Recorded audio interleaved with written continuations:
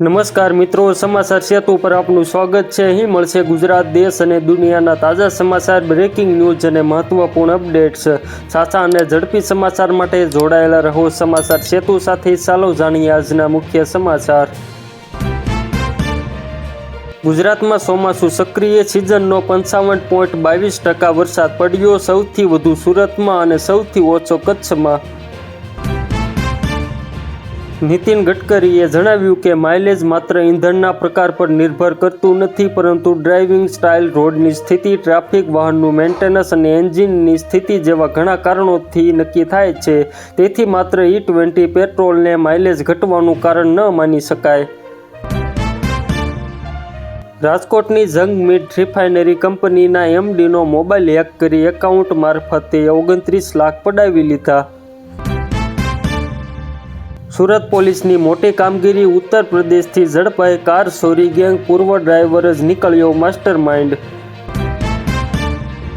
વડોદરા માંજલપુર પેટા ચૂંટણીમાં ભાજપ કોંગ્રેસના કાર્યકરો બાખડ્યા। વડોદરામાં ભારે વરસાદનું રેડ એલર્ટ, તમામ શાળા કોલેજોમાં રજા જાહેર, કલેક્ટરનો મોટો નિર્ણય। બનાસકાંઠા ભાજપમાંથી ચિંતાજનક સમાચાર, જિલ્લા અધ્યક્ષ કીર્તિસિંહ વાઘેલાને આવ્યો હાર્ટ એટેક। સુરતમાં ખાડીપુરના કાયમી ઉકેલ માટે તંત્ર એક્શન મોડમાં, મેગા ડિમોલેશનનું મહાઅભિયાન શરૂ થશે। ગુજરાત સરકારનો મોટો વહીવટી નિર્ણય, મહેસૂલ વર્ગ 3ની આંતરિક બદલીની સત્તા હવે કલેક્ટર પાસે।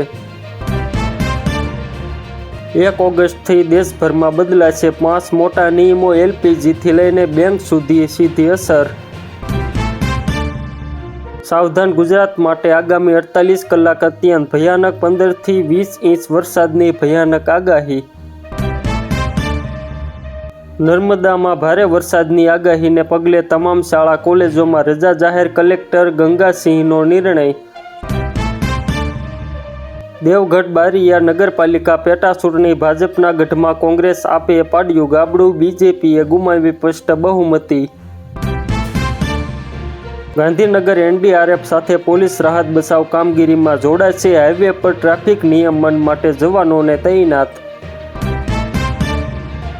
આ હતા આજના ટોપ સમાચાર। ગુજરાત, દેશ અને દુનિયાના તાજા સમાચાર માટે જોડાયેલા રહો સમાચાર સેતુ સાથે। ચેનલને સબસ્ક્રાઇબ કરો, વિડીયોને લાઇક કરો અને શેર કરવાનું ભૂલશો નહીં। આભાર।